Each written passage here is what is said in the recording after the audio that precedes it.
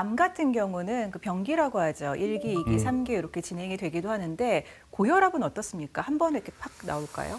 이게 고혈압도 이제 단계에 따라서 과거에 또 1, 2, 3, 4, 1, 2, 3단계로 나눈 적도 있었습니다. 막 여러 가지 연구들이 쌓이면서 그것들이 조금씩 변화가 있는데요. 현재는 1단계, 2단계 이렇게 나눕니다. 그래서 이제 140부터 이제 140에 90부터 이제 고혈압이라고 하는데요. 거기 160, 100 그 이상이 되면은 이제 2단계 고혈압으로 우리가 분류를 하고 있고요. 120과 140 사이 그리고 이제 80과 90 사이는 이 사이는 우리가 고혈압은 아닙니다. 이게 전기 고혈압이라고 잘못 이해하시는 분이 있는데 전기 고혈압이 아니라 이런 분들은 고혈압이 아니고 앞으로 고혈압으로 될 가능성이 굉장히 높은 분이기 때문에 조절을 잘 하라는 의미에서 고혈압 전 단계라고 표현을 합니다. 네. 그래서 이런 분들도 이제 요즘은 혈압에 대해서 많이 알고 계시니까 혈압이 130이면 이거 높은 거 아니냐 네. 이렇게 이야기하시는 분들이 많은데 앞으로 이제 고혈압이 되지 않도록 좀 음식 조절이나 운동 같은 것들 열심히 하라 그런 경고로 알아두시면 될 것 같고요. 고혈압은 아니라는 점을 아시면 좋겠습니다. 네. 네. 분명 그 가운데 보면 이고, and 그리고 오와 또는이 있습니다. 예. 그럼 둘 중에 하나만 높아도 고혈압이라는 건가요? 예, 보통 수축기 혈압만 고혈압이고 예. 높고 140 이상이고 이완기 혈압은 또 정상인 예. 90 이하인 뭐 이렇게 수축기 고혈압이 있습니다. 수축기 고혈압이 있고 또 나이가 드신 분들은 동맥경화 때문에 그런 것 같은데 예.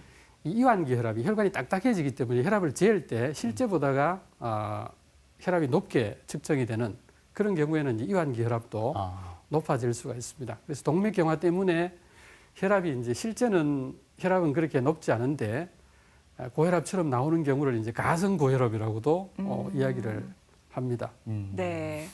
자, 무서운 거는 항상 합병증입니다. 맞습니다. 고혈압이 불러올 수 있는 합병증들은 어떤 게 있을까요? 대표적인 게 고혈압이 가장 흔한 삼고 질환이기 때문에 한번 합병증을 한번 전체적으로 보도록 하겠습니다. 네.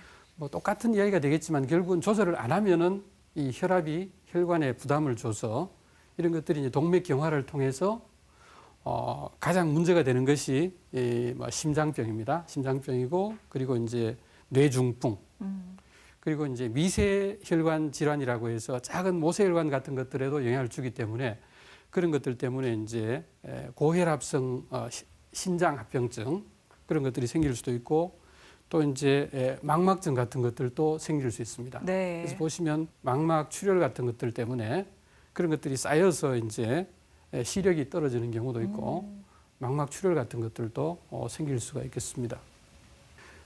결국은 이런 합병증을 막는 것이 고혈압에서도 가장 중요하다고 볼 수 있습니다. 평소에 어떻게 관리하면 좋을까요? 한 번 더 강조를 좀 해주시죠.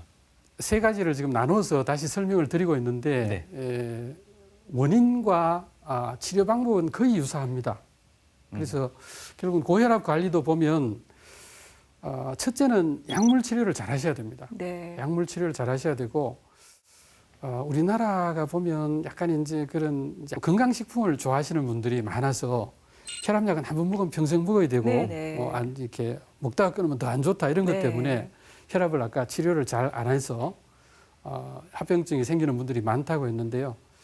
이게 약이 굉장히 많이 좋아졌기 때문에 약들이 그리고 장기적으로 부작용이 없는 약들만 지금 사용을 하고 있기 때문에 약을 너무 겁내셔서는 안 됩니다. 그래서 약을 잘 드시고 그 외에 이제 비약물요법인 그 비약물요법은 두 가지로 나누면 결국은 운동과 식이요법입니다. 네. 거기에 이제 절주라든지 금연이라든지 또는 뭐 스트레스 조절을 잘한다든지 또 음식 조절이나 운동을 잘해서 체중을 유지한다든지 이런 것들이 이제 포함이 되어 있는데요. 아주 음식 조절과 운동을 열심히 해서 약을 끊을 정도로 끊어도 정상이 되는 분들이 가끔씩 있습니다. 초기에는. 그렇지만 일단은 그 노력을 해도 안 돼서 혈압이 올라간 분들이 많기 때문에 그런 분들은 이 부작용 없고 편하게 하루에 한 알만 먹으면 되는 그런 혈압약을 좀 드시는 게 좋겠고요. 혈압약을 중간에 이제 뭐 어떤 이유 때문에 잘못된 생각으로 또는 이상한 그 건강식품 같은 것들을 믿으셔서 혈압약을 끊고 그래 하시는 분들이 있는데 그런 분들은 또 이제 다시 고혈압이 악화되는 그런 경우가 대부분이기 때문에 약을 너무 겁내지 마시고 또 약을 드시면서도 또 너무 그 약 때문에 좀 이런 너무 기죽거나 내가 환자라고 그렇게 생각하실 필요가 없습니다. 가장 중요한 거는 약을 먹지 않는 전 단계에 머무는 게 참 중요할 것 네. 같은데 그럴 수 있는 좀 생활의 팁 같은 것도 좀 알려주시죠. 보시면 이런 그 생활요법들이 여러 가지가 있습니다.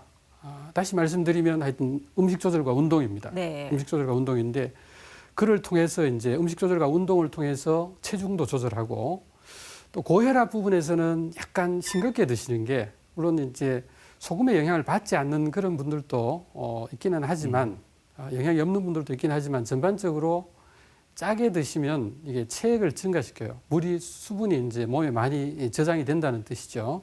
그렇게 돼서 혈압이 조금 올라가기 때문에 이제 소금만 조금 싱겁게만 드셔도 혈압이 거의 한 5mmHg 정도 이렇게 줄어드는 걸 볼 수가 있고 네. 각각의 이제 이런 생활 관리 요법들이 이 혈압을 낮추는 효과를 가지고 있습니다. 우리나라 사람들이 물론 이게 그 소금에 대한 내성이 있기 때문에 이렇게 세계 기준보다가 또 고혈압 환자에 필요한 소금 기준 하루 소금 섭취량보다가는 좀 많이 드시고 계시거든요. 혈압이 있는 분들은 또 너무 싱겁게 하면은 입맛이 없어서 오히려 더 문제가 생길 수도 있기 때문에 약간 하여튼 좀 더 싱겁게 드신다 이렇게 생각하시면 좋을 것 같습니다. 그리고 이제 보통 100에서 0.9를 곱하는 방법도 있고요. 100을 빼고 거기다가 0.9를 곱하는 방법이 있고요. 네.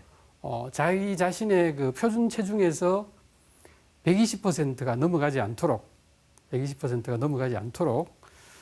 체중을 좀 조절하시는 게 좋습니다. 체중 조절은 또 이제 마찬가지로 음식 조절과 운동입니다. 네. 그러네요. 이 방법이 가장 술도 뭐 적절하게 조금 드시는 거는 괜찮은데 뭐 우리나라 사람은 그 얼굴이 빨개지는 알코올 내성이 좀 떨어지는 그런 분들은 조금 더 사실은 몸에 안 좋다고 돼 있는데 이 술을 어느 정도 먹어도 얼굴이 안 빨개지는 술을 잘 이제 분해하는 그런 분들이라고 할지라도 한 번 드실 때 보통 이제 잔 개념으로 4잔 이상은 안 드시는 게 고혈압 조절에도 혈압 조절에도 좋을 것 같습니다. 운동은 뭐 다른 특별한 운동을 하실 게 없으면 걷기라도 허리를 쭉 펴고 바른 자세로 1시간 정도 하여튼 하루에 1시간 정도는 운동을 한다 이렇게 하시면 될 것 같아요. 스트레스도 이게 여러 가지 스트레스 호르몬이라든지 이런 기전을 통해서 혈압도 올리고 네. 다른 여러 가지 문제를 일으킬 수 있기 때문에 심리적으로 스트레스를 조절을 잘 하는 것도 중요할 수가 있겠습니다. 그래서 이렇게 보시면은 그 7가지로 이제 요약해서 이렇게 그림으로 많이 설명을 하는데요. 네. 음식 조절과 운동입니다. 그리고 그렇게 해서 조절이 안 되는 분들은 약 먹는 걸 겁내지 마시라. 겁내지 마시고 약을 드시더라도 절대로 내가 환자라고 생각하고 기죽거나 위축되실 필요가 없다는 점을 강조해 드립니다. 네.